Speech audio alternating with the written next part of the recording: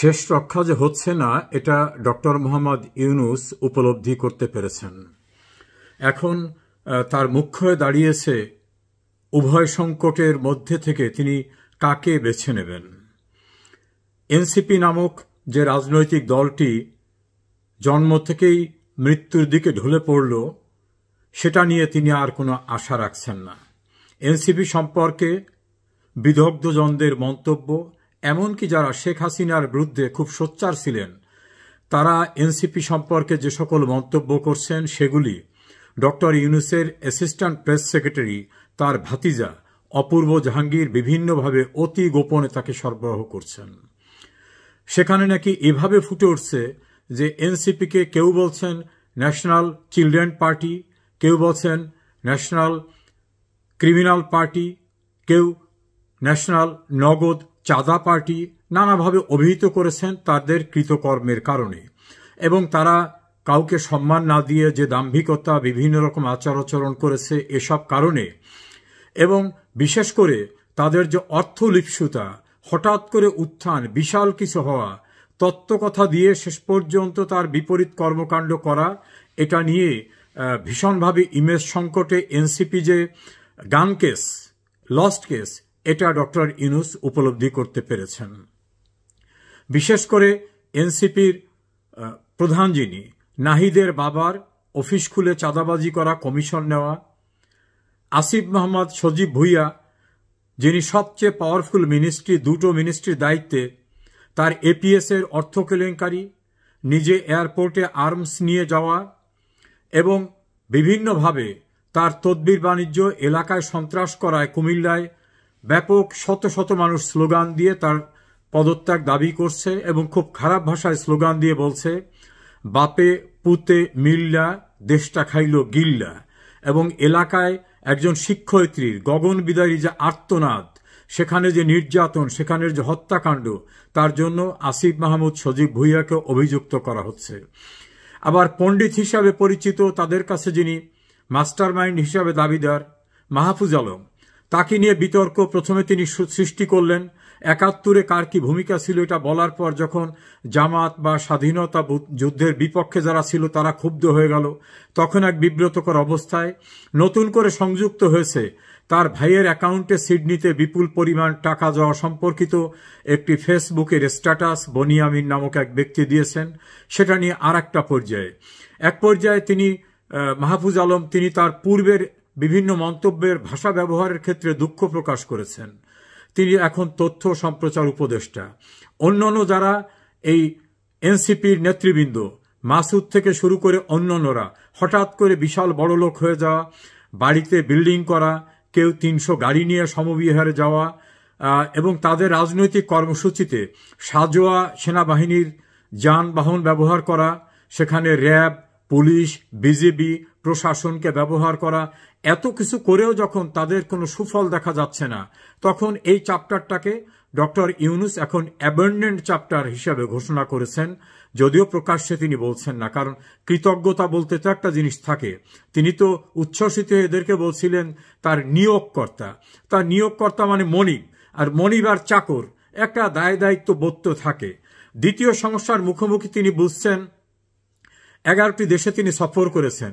সফর থেকে আসার পরে বাংলাদেশের গণমাধ্যম এবং কিছু জ্ঞানপাপী সাংবাদিক, বুদ্ধিজীবীরা বিশাল করে সংবাদ এবং টেলিভিশনের আলোচনায় নিয়ে আসছিলেন যে ইউনূস যেখানে যাচ্ছেন সেখান থেকেই সাহায্যের ঢল নামতেছে, যা অতীতে কেউ কল্পনাও করতে পারেনি।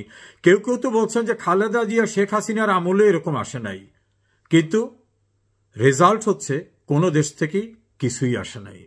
তারপরে ভরসা ছিল যে আমেরিকার সঙ্গে ইউনূসের খুব সম্পর্ক, তারা একটা কিছু করবেন। তারা তৈরি পোশাকের উপরে এবং অন্যান্য যে সকল মাল বাংলাদেশ থেকে রপ্তানি করা হয় তার উপরে যে শুল্ক আরোপ করেছে, সেই শুল্কের কারণে বাংলাদেশের তৈরি পোশাকের সবচেয়ে রপ্তানির বড় বাজারটা আমেরিকা, বাংলাদেশের এই খাতটা টোটাল বন্ধ হয়ে যাওয়ার উপক্রম হয়েছে। এক্ষেত্রে ইউনূস আমেরিকার কোনো সাহায্য পাচ্ছেন না। নির্লজ্জতার ভিতর থেকে খুব বিব্রতকর অবস্থা গেছে তার।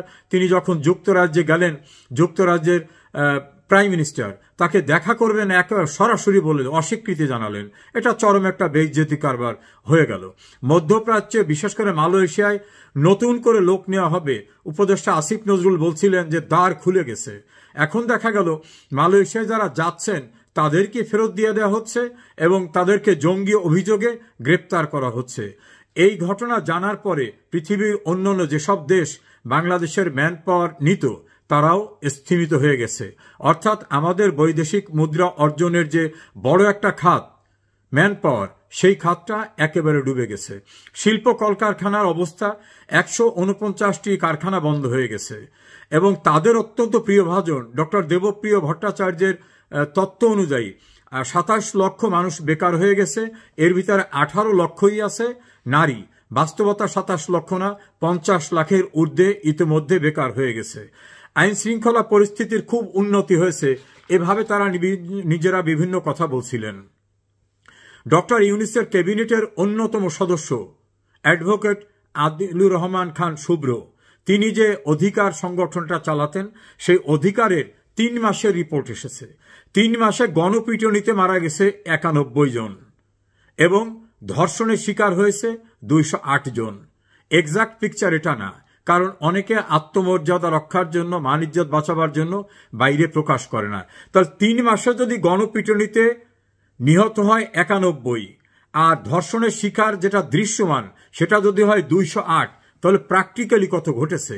অথচ বক্তৃতা দেওয়ার সময় বলেন যে তাদের আমলে কোথাও কোনো এক্সট্রা জুডিশিয়াল কিলিং হচ্ছে না।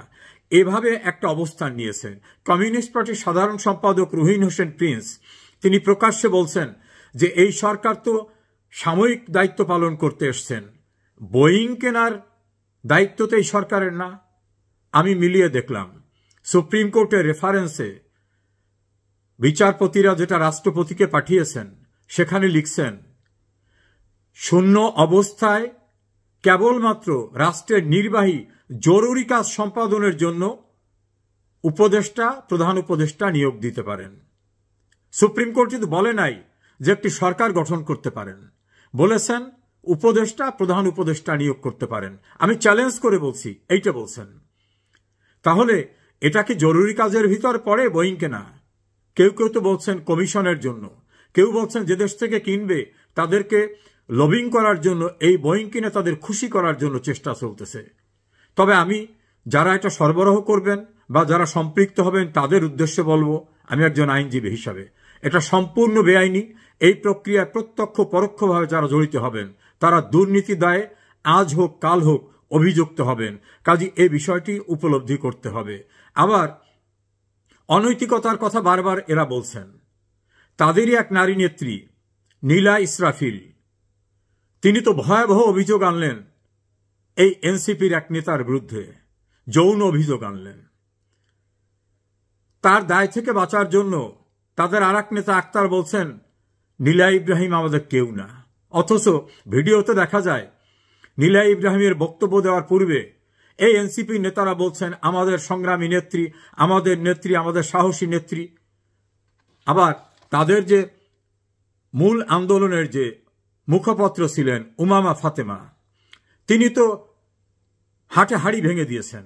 তিনি বলছেন বৈষম্যবিরোধী আন্দোলন, জুলাই আন্দোলন, এটা এখন মানি মেকিং এর মেশিনে পরিণত হয়েছে। এবং তিনি মিন্টু রোড, বেলি রোড অর্থাৎ মন্ত্রীপাড়ায় কি কি হচ্ছে সে বিষয়গুলি সবিস্তারে বলেছেন। হয়তো তিনি তার আবেগ সংবরণ করতে পারেন নাই, লাইভ ফেসবুকে অঝরে তিনি কেঁদেছেন, তার স্বপ্ন ভঙ্গ হয়েছে। এরকম শুধু সে না, আরো অনেকেই বলেছেন। চিত্রনায়িকা বাঁধন, তিনি তো স্পষ্টভাবে বলেছেন যে প্রতারণার শিকার হয়েছি, জানলে এদের সঙ্গে যেতাম না। আরো অনেক নারীরা তারা এখন আফসোস করছেন যে ভুল করেছি। তারা বলছেন শেখ হাসিনার কাছে এদেশে নারীর সম্ভ্রম, শালীনতা সবকিছু নিরাপদ ছিল। যারা আবেগতাড়িত হয়ে ছাত্ররা এদের পক্ষে নেমেছিল তারাও এখন বলছে আমাদেরকে প্রতারিত করা হয়েছে। আমাদের বলা হয়নি যে বৈষম্য নয়, আমাদের আসল টার্গেট শেখ হাসিনাকে সরিয়ে আমরা ক্ষমতা দখল করব, আমরা মন্ত্রী হব, উপদেষ্টা হব। একথা আমাদের পূর্বে বলা হয়নি। বলা হলে হয়তো আমরা এই প্রক্রিয়ার ভিতরে আদৌ যেতাম কিনা। এভাবে তারা কথা বলেছেন।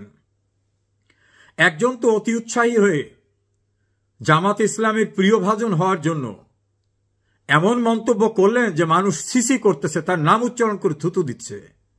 তিনি বলছেন শেখ হাসিনা এত খারাপ কাজ করেছে যে ৭১-এ এটা ঘটে নাই।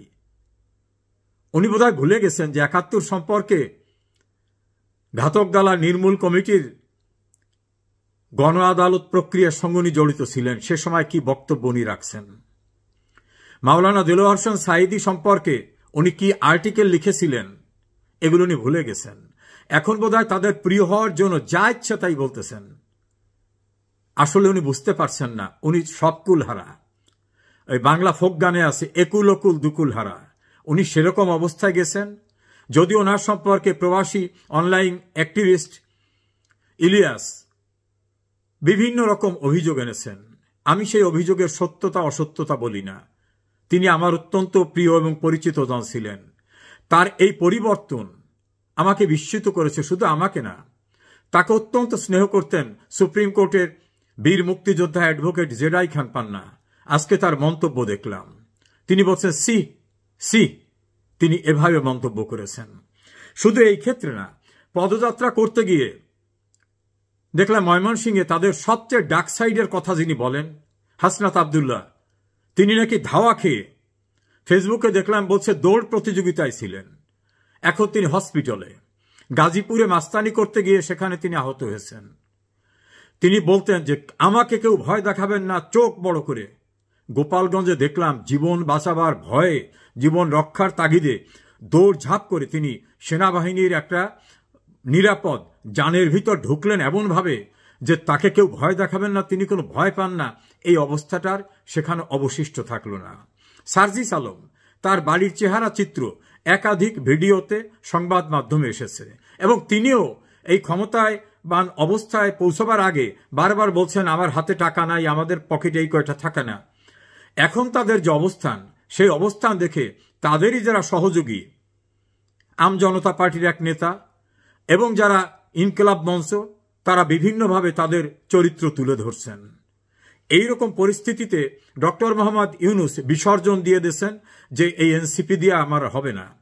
এখন তার সহায় সম্বল লন্ডনে আলোচনা করে যাওয়া বিএনপির ভারপ্রাপ্ত চেয়ারম্যান তারেক রহমান এবং জামাতের সঙ্গীরা। জামাতের সঙ্গীরা কোনোভাবে এখন নির্বাচনের পক্ষে না, তারা আরও গুছিয়ে নিতে চায়। তারা এনসিপি, হেফাজতে ইসলাম, পারলে চরমনাইকে, ইসলামিক শাসনতন্ত্র আন্দোলন, অর্থাৎ অনেককে নিয়ে তারা একটা কাজ করতে চায়। তারা এখনো প্রস্তুত না তাদের ভাষায়। এজন্য তারা বলছেন দেশে এখন অস্থিতিশীল পরিস্থিতি এখন হবে না। এনসিপি বলছেন জুলাই প্রোক্লামেশন ডিক্লেয়ার না হওয়া পর্যন্ত কিছু হবে না। অর্থাৎ জুলাই প্রোক্লামেশন ডিক্লেয়ার করলে বাংলাদেশের সংবিধানকে পরিত্যক্ত করা গেলে নতুন সংবিধান হতে হবে, গণপরিষদ নির্বাচন হতে হবে, এটা সময় সাপেক্ষ। তাহলে এই আসিফ মাহমুদ, সজীব ভুইয়ারা নির্বিঘ্নে থাকতে পারবেন। আর বর্তমান সরকারের শ্যাডো যে উপদেষ্টারা যারা সরকার পরিচালনা করছেন, তারাও ধীরে ধীরে গুছিয়ে নিতে পারবেন জামাত ইসলামী বাংলাদেশ। ওদিকে বিএনপি বলছে নো, আর সময় দেওয়া যাবে না, ইলেকশন দিতে হবে। এখন বিএনপি শক্তিশালী রাজনৈতিক দল, তারা বলছে ইলেকশন দিতেই হবে। মির্জা আব্বাস থেকে শুরু করে অন্যান্যদের জোরালো বক্তব্য, আবার জামাতের বক্তব্য, সব মিলিয়ে একটি ভয়ঙ্কর পরিস্থিতির ভিতরে পড়েছেন এই শিবির। তারা এখন কি করবেন দিক খুঁজে পাচ্ছেন না। বিএনপির কথা শুনবেন নাকি জামাত ইসলামের কথা শুনবেন? অন্যদিকে তার যে বড় বড় রাষ্ট্র যারা তাকে বিভিন্নভাবে সাহায্য করত, আমেরিকা সহ অন্যান্যরা, তাদের নাকি মোহ কেটে গেছে ওনার উপরে। তারা এখন আর সাড়া দিচ্ছেন না। তিনি তাদের পরামর্শ নেওয়ার জন্য বাংলাদেশস্থ হাইকমিশনে বিভিন্ন জায়গায় ধর্ণা দিচ্ছেন, ভালো রেসপন্স পাচ্ছেন না। উনি খুব সংকটের ভিতর থেকে ফ্যাকাশে মুখ করে বিভিন্ন রকম আলাপ আলোচনা করেও কোনো সমাধানে আসতে পারছেন না। ওনার ভাতিজা ডেপুটি প্রেস সেক্রেটারি অপূর্ব জাহাঙ্গীর এবং তার যারা একান্ত ঘনিষ্ঠ, তাদের নিয়ে ক্লোজ ডোরে নাকি মিটিং করে বলতেছেন যে এই সংকট উত্তরণের উপায় কি। এই উভয় সংকটের ভিতর উনি আছেন। উনি বুঝতে পারেন নাই বাংলাদেশ নামক রাষ্ট্রেতে উনি কোনদিন রাজনীতি করেন নাই, ওনার কোনো অবদান নাই। উনি 5 টাকার কোনো সাহায্যই দেশকে করেন নাই। 71-এর কোনো অবদান ওনার নাই। গণ আন্দোলনগুলি হয়েছে, সেখানে কোনো ওনার ভূমিকা নেই। উনি প্রাকৃতিক দুর্যোগে বাংলাদেশে কারো পাশে দাঁড়ান নাই। বঙ্গবন্ধু হত্যাকাণ্ডের পরে ওনার অবস্থান কি ছিল কোনো স্টেটমেন্ট দেন নাই। এমনকি জিয়াউর রহমানের হত্যাকাণ্ডের পরে ওনার কোনো স্টেটমেন্ট দেখা যায়নি। 21শে আগস্টের গ্রেনেড হামলার পরে ওনার কোনো স্টেটমেন্ট দেখা যায়নি। উনি ইসলামের পক্ষে কোনো কথা বলেননি। ফলে এই দেশটাকে পরিচালনা করা যত সহজ ভেবেছিলেন অত সহজ না।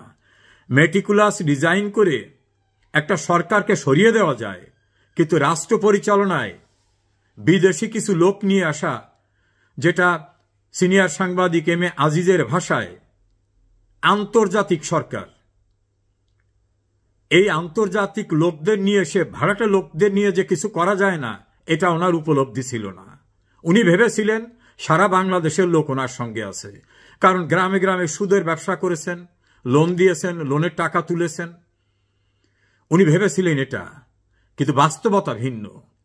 এই দেশের মুক্তিযুদ্ধে, স্বাধীনতায়, এই দেশের অগ্রগতিতে কোথাও ওনার কোনো অবদান নাই। হঠাৎ করে বিদেশি টিম নিয়ে এসে ভাড়াটে সরকার হয়ে উনি যা করতে চেয়েছিলেন সে স্বপ্নে উনি রণভঙ্গ দিয়েছেন। এখন দেখার সময় উনি কি শ্যাম রাখবেন না কুল রাখবেন। উভয় সংকটে ডক্টর ইউনূস, কারণ তার বিদেশি প্রভুরাও সাড়া দিচ্ছে না। দেশে তার পক্ষে যারা শনৈ শনৈ আলোচনা করতেন, ডক্টর ইউনূসকে একেবারে সপ্ত আসমানের কেউকে এমনভাবে উল্লেখ করতেন, দেবতা বানাতেন, সেলিব্রিটি বানাতেন, বিশ্বনেতা বানাতেন, তারাও এখন বলছেন। বিশেষ করে আমি বলবো গণমাধ্যমে মাসুদ কামাল, জিল্লুর রহমান, মঞ্জুরুল ইসলাম পান্না, এম এ আজিজ, এমনকি সাম্প্রতিক সময় মোস্তফা ফিরোজ, নুরুল কবির, মতিউর রহমান চৌধুরী, এরকম অসংখ্য নাম বলতে পারবো, যারা ওনাকে নিয়ে অনেক অনেক ভালো ভালো কথা বলছিলেন, ভালো প্রত্যাশার কথা শুনিয়েছিলেন, আশার কথা শুনিয়েছেন। তারা এখন কমপ্লিটলি বলেছেন। আজ একজনের বক্তব্য শুনলাম, তিনি বলছেন যে ইউনূস নির্বাচন করবেন না, নির্বাচন করেও যেতে পারবেন না, এবং এই ছেলেগুলোকে তিনি ডিরিল করেছেন, দেশটাকে ধ্বংসের মুখোমুখি করেছেন। শুধু ধ্বংসের মুখোমুখি না, নিজের লোভী, নিজের সুযোগ সুবিধা যেভাবে নিয়েছেন, উনি জানেন না অপরাধ কখনো তামাদি হয় না। আজ হোক কাল হোক, তার এই কৃতকর্মের দায়বদ্ধতা অবশ্যই তাকে কাঠগড়ায় দাঁড়িয়ে করতে হবে। সেদিন খুব দূরে না। উনি যাদেরকে বিভিন্ন অজুহাতে আটকাচ্ছেন, জেলে ঢুকতেছেন, হয়রানি করাচ্ছেন, দেখা করেন না, দেখা করলেও তাদেরকে হাস্যরস করেন, শোকের দিনে উনি গাল ফুলিয়ে হাসেন দাঁত কেলিয়ে, এই অবস্থার থেকে ওনার উত্তরণের কোনো পথ দেখছি না। উনি বাঘের পিঠে সওয়ার হয়েছেন। বসে থাকাও সম্ভব না, নামলেও পরিত্রাণ হবে না। উভয় সংকট ইউনূসের পরিণতি দেখার জন্য আমরা